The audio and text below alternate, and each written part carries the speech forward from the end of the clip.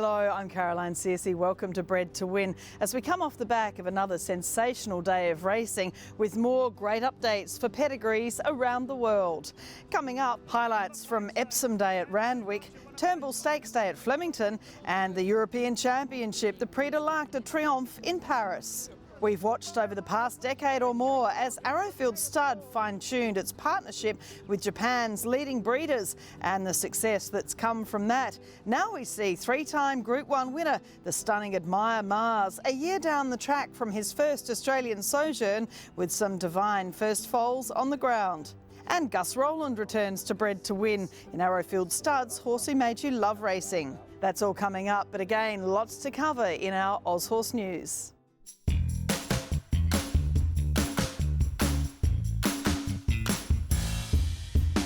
Our Oz Horse News this week focuses on one of the world's great weekends of racing, and we start with Epsom Day at Royal Randwick. It's Top Ranked and Hinge going to the front. Top Ranked, Hinge, Ellsberg's fighting on the inside. The famous mile feature was fought out by 5-year-old and 7-year-old Entires, and the camera couldn't split them as Top Ranked and Ellsberg dead heated in the feature Group 1. Ellsberg in the orange colours on the inside provided his sire, the late Snitzel stallion Spill the Beans, with his first Group 1 success.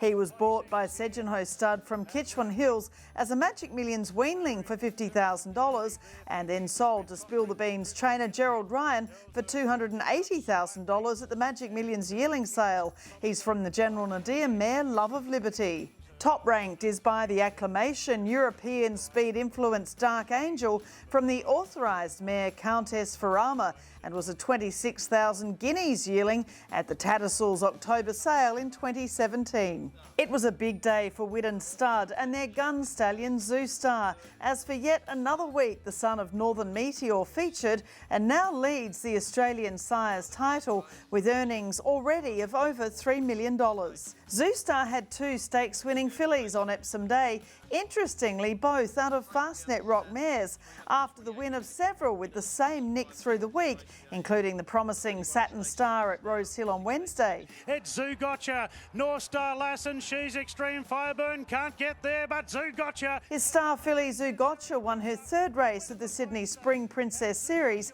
taking out the final leg, the Group 1 Flight Stakes, in decisive fashion. Another Zoo Star filly, North Star Lass, won the Furious Stakes to make it a Zoo Star clean sweep, while Zoo Gotcha was a great result for Widden Stud after Anthony Thompson retained a share in the filly we featured on Bred to Win from last year's Inglis Easter preview. It's great to look back again at Zoo Gotcha's magnificent action as a yearling, flying round the Widden Stud paddocks with a pizzazz at the time Anthony said reminded him of the best Zoo Star fillies, such as their own 3-time Group 1 winner Sunlight. Zoo Gotcha was bred by Robert Anderson in partnership with Widden and caught the eye of outstanding yearling judge Guy Mulcaster, who's bought champions of the turf such as Winks and the Autumn Sun. She was bought with trainer Chris Waller for $500,000 at the Inglis Easter yearling sale. Her Damn Fast Talker won 3 times and was 8 times placed, and is a half-sister to Widden sire Stratum's Golden Slipper-winning daughter, Crystal Lily. Platinum Jubilee storming home. Oh, what a win. Platinum Jubilee's come from last. Zoostar's other success at Randwick was in the first 2-year-old fillies race of the season as the well-named Platinum Jubilee flew home in the Gimcrack Stakes. Her dam, Miss Debutante, won the Denise's Joy at Scone, and Platinum Jubilee is a half-sister to 3-time Group 3 winner Queen of the Ball. She was bought from Newgate Farm for $600,000 at Magic Millions by Gay Waterhouse and Adrian Bott and Kestrel Thoroughbreds Bruce Slade. Empire of Japan, though, is closing in strongly, and quickly Empire of Japan takes the lead. The 2-year-old Colts and Gelding's first race of the season, the Arrowfield Stud-sponsored Breeders' Plate, fittingly went to a son of their 4-time champion sire Snitzel, as Empire of Japan lived up to his good looks and yearling sale price with a win in the race won by his sire 18 years ago. The colt was sold by Corumbean Stud for $680,000 to China Horse Club, Newgate Farm and Starlight, and is from the General Nadir mare Ichihara, who won the Magic Knight, Heritage Stakes, Eskimo Prince and Gosford Guineas. She's produced winning full siblings Mount Fuji and Omar, while Empire of Japan is a blood brother to Minari from the family of Whisked and Tie the Knot. Flag of Honour moved up to take the lead, but Communist claimed him with Williamsburg the outside. It's Williamsburg going after Communist. It was another Schnitzel Stakes double at Randwick as Williamsburg was successful in the listed Dulcify Stakes over the mile. His Dam Fenway by High Chaparral hails from the Denise's Joy family and won the Vinery and the Stock Stakes, while the Dulcify win was the third stakes success for Williamsburg after winning the Baylure and Fernhill at 2. He was sold by Arrowfield Stud to Tony Fung for $470,000 at the Inglis Easter yearling sale, while Schnitzel also had Estijab's brother Remark win the last race at Randwick. Schnitzel lies in third place on the general sires list currently, as well as having a great recent run as a broodmare sire. He stands at Arrowfield Stud this season at a fee of $220,000. It's Carrot, Ladondevi, Durst on the outside, Relma Flower still there from Stockman and No Compromise picking up now. Incredible broodmare Baggy Green has another Group 1 winner, as does the late Waikato stud Stalwart Pins, after No Compromise was successful in the Group 1 Metropolitan. The half-brother to four-time Group 1 winner Tofane, No Compromise's Dam Baggy Green also produced Benno, who was withdrawn from the race through the week, while her dam Star Spangled produced Young Star and Fun Star, and third dam User Friendly is a triple Oaks winner in Europe and winner of an English St Ledger. No Compromise was bred and sold by Gordon Cunningham's Curramore stud as an NZB yearling, while Baggy Green was sold for $1.75 million to Yulong Farm at the Valachi Downs Dispersal in June. Cascadian's drawn clear now from New Marion, and it's a big win to Cascadian in the Hill Stakes. The popular and hugely talented earner of $5.1 million, Cascadian, was back in the winners list as he tasted success in the Group 2 Hill Stakes. The striking Darley bred import is by the Epsom Derby winning son of Galileo, New Approach, while Cascadian's dam is a daughter of Street Cry, and he adds the Hill Stakes to Group 1 wins in the Doncaster and all-aged. Smoke and Romans, 250 metres to go, takes the lead from Maximal Young Verda. At Flemington, the feature was the Group 1 Turnbull Stakes, and it was a son of the regally bred former Darley sire Gibberlines, Smoke and Romans, who recorded his sire's first Group 1. Smoke and Romans is from the Sir Tristram line Yamanin Vital mare Inferno, a Group winner in New Zealand. He was a $52,000 NZB yearling, bred by White Robe Lodge. His sire Gibberlines is by Shamadal from Camarilla and was a 2-year-old winner of the Todman Stakes. He stands this season for $8,000 NZ plus GST. 200 metres to go. Zulfikar with Aditi, Charmstone a length off them. Zulfikar just in front of Aditi. Zulfikar about a half Aditi, and Zulfikar too good. And the 2-year-old Maribyrnong Trial Stakes, the first 2-year-old race in Melbourne, was won by another descendant of the great Triscay in Zulfikar. The colt was the firstborn foal at Darley Woodlands of his year. His US-bred dam, Safe Shamal, is a daughter of the now-retired Rory's Jester broodmare and Magic Night Stakes winner Elise, who will feature in an upcoming episode of Thoroughbreds Argo in a story on caring for retired broodmares. It was an Exceed and Excel Quinella with the filly Aditi running second, while Exceed and Excel himself was looking hale and hearty at the age of 22 at the recent Darley Stallion Parade in New South Wales. They're inside the last 200 metres. Alpinista in front. Verdeni the green colours. Torpedo Tasso the yellow. One of the world's great championships, the Prix de l'Arc de Triomphe in Paris, once more went to an elite mare, with Alpinista taking out the famous Longchamp feature. Bred and owned by Kristen Rousing of Lunwade Stud, from where horses such as Zaki and Ladon de Vie emerged, the 5-year-old daughter of Frankel is on a 7-race unbeaten streak, including 5 recent Group 1 successes, beating Tuesday last start in the Yorkshire Oaks, the Grand Prix de Saint-Cloud and the Grosser Prix von Bayern in Germany at her past 3 starts.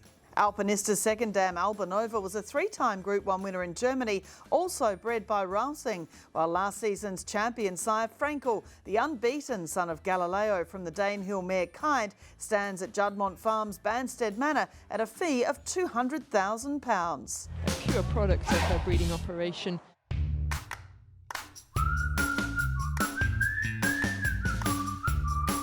and quickly Lost and Running moved up to take the lead. Marzu's fighting on together with Apache Chase. Back on the inside, Masked Crusaders flying late. The English graduate of the week is Premier Stakes winner Lost and Running, now heading towards another Everest battle with Nature Strip. The son of Street Cries, Per Encanto, was a $40,000 English Premier buy for John O'Shea from Blandford Lodge, and races for great investors in the industry and successful owners including Carl Holt, Lev Petagna and Frank and Christine Cook, as well as John O'Shea's wife Isabel. Per Encanto stands the 2022 season at New Zealand's Little Avondale Stud for Sam and Katrina Williams at a fee of $50,000 NZ plus GST, and he's also sire of this year's Newmarket winner Rockin' Horse.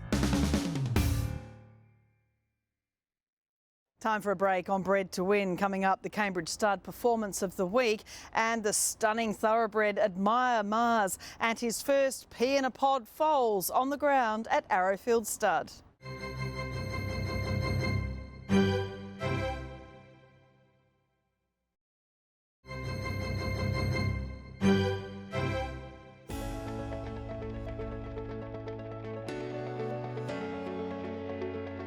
She's all class, 3/4 Argentia, Exalita, Megamere late. Another week and another great success in Australia for the Cambridge Stud team with their mare Exalita too strong in the Group 2 Rose of Kingston Stakes at Flemington. The 6-year-old was another success story on Saturday for Exceed and Excel and was bought for $460,000 by Brendan and Joe Lindsay at the Inglis Easter yearling sale from fellow Kiwi breeders Brent and Cherry Taylor of Trelawney Stud. Exalita's dam lady Saida is half-sister to Cox Plate winner and successful stallion Ocean Park, while it's also the family of Yulong Stud sire Grunt and group-winning mare Zaydani.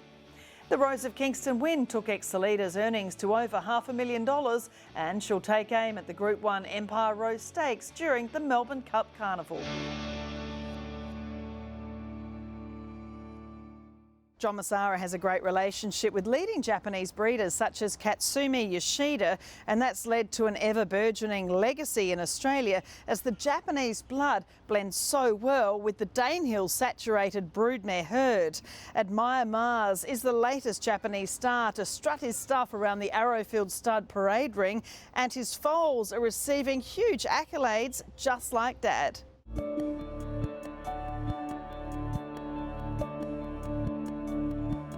Admire Mars wins the NHK Mile Cup from Cadence Call.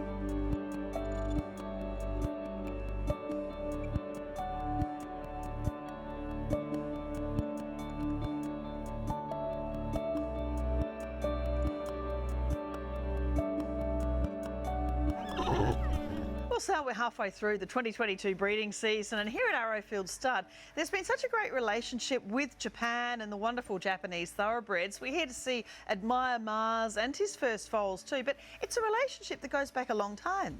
It sure has.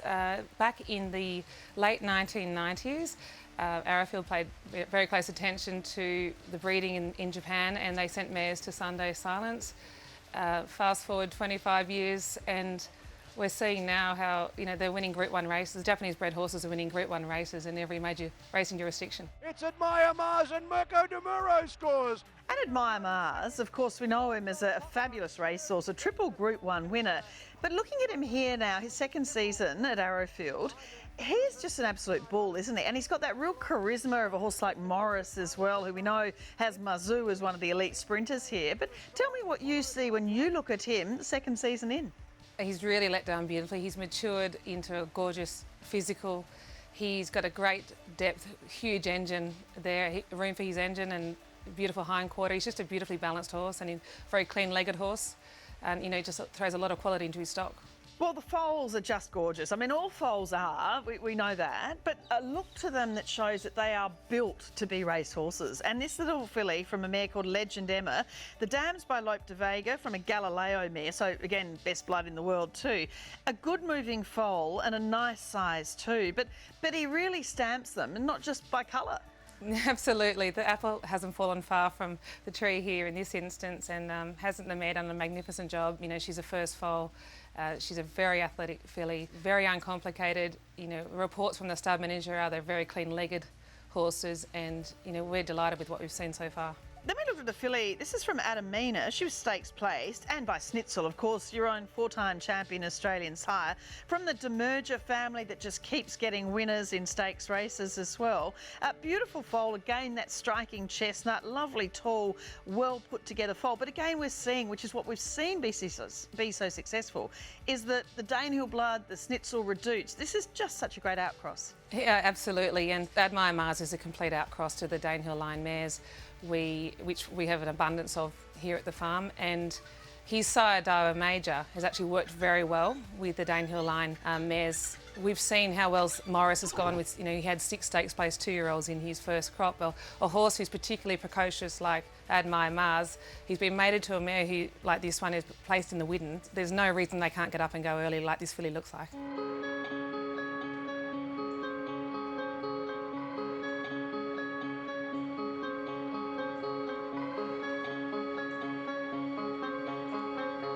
And then we saw a filly from a mare called Lady Legend by your own champion sire, Redoutes Choice.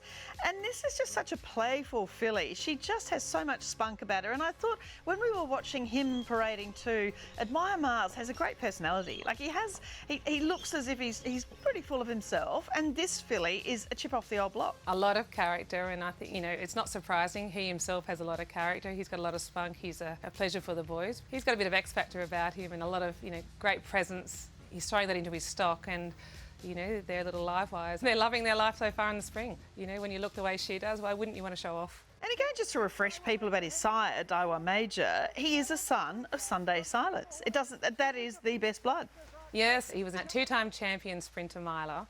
He was a champion first season sire. He was a champion second season sire, and he's been a top 10 sire in Japan for the last decade. And the great indicator of these early or young stallions in Japan is how they sell their first crop foals, because those foal sales are incredible over there and so important for their industry. And he's sold phenomenally well. They certainly did. They averaged 810,000 Australian. His top price was 1.5 million Australian for a colt. So it gives us a great vote of confidence that he's getting types in Japan. He's certainly getting them here, what we've seen so far. So we look forward to any of the weaning sales going forward next year, and of course the yearling sales the year after. And he's elite amongst the stallions standing in Australia this season as a stallion just with his first foals. He's an undefeated 2-year-old. He's a 3-time Group 1 winner. He's an outcross to our Danehill line mares, and he's the only horse at those credentials to be standing at an unbelievable price point at $22,000. I mean, what's not to like about him? And importantly too, there's so much heart and soul in this business, isn't there? I mean, he's just such a beautiful horse. He's so easy to kind of fall in love with. It's great to see him here as part of the Arrowfield stallion roster. Well, it certainly is a privilege to be able to stand him, like it is Morris. Being able to stand these such elite race horses, he's a beautifully bred individual. He's a great looking horse, and people see him, where they're loving what they see, and it's a real honour to be able to offer stallions such as Admire Mars here in Australia.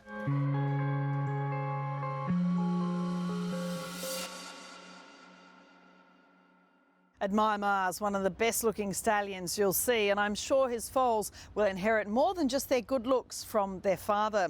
Coming up on Bred to Win, Gus Rowland returns to the show in Arrowfield Studs, the horse who made you love racing.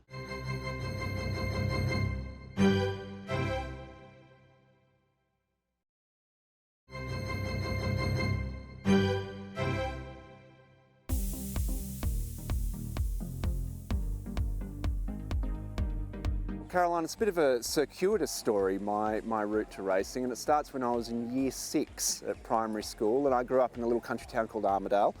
We had a few woolly horses out the back that were both slow and resembled mammoths more than equines of any order. But in the early 90s, a blaze-faced chestnut, and who doesn't love a blaze-faced chestnut, won the Magic Millions for Eric Kerr, and his name was Brave Warrior.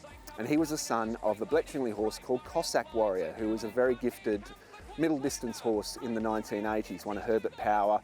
I think he was placed in the Caulfield Cup. And he stood at a new upstart outfit called Emirates Park at Murrurundi.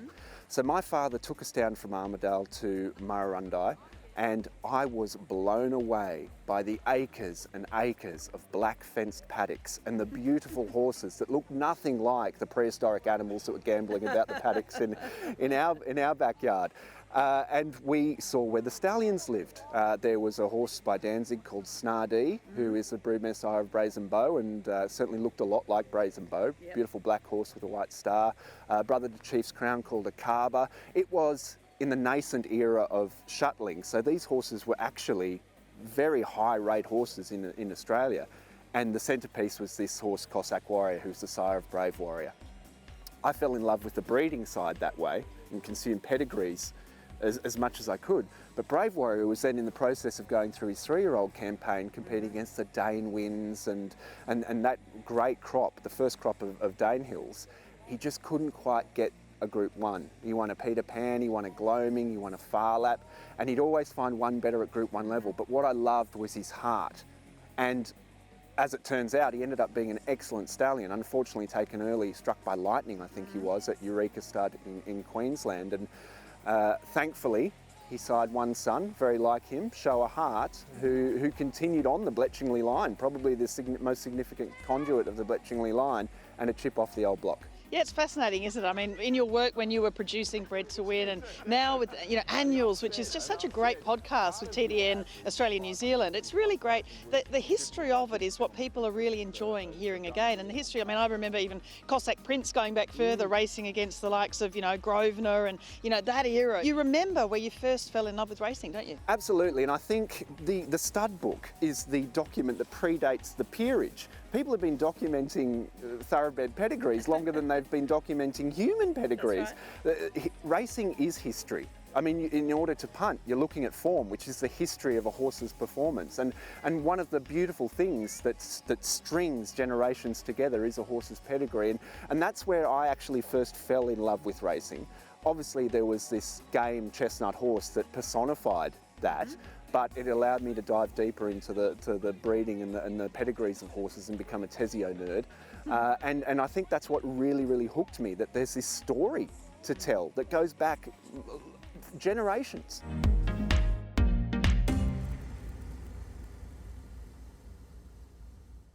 That is Bred to Win for this week. Don't miss next week's show as we look at the first foals of the thrilling Royal Ascot winner for Cambridge stud, Hello Yumzane, and Thoroughbred Breeders Australia's Fast Track program, training staff for the breeding industry. Now a few years down the track with some great people enjoying great jobs.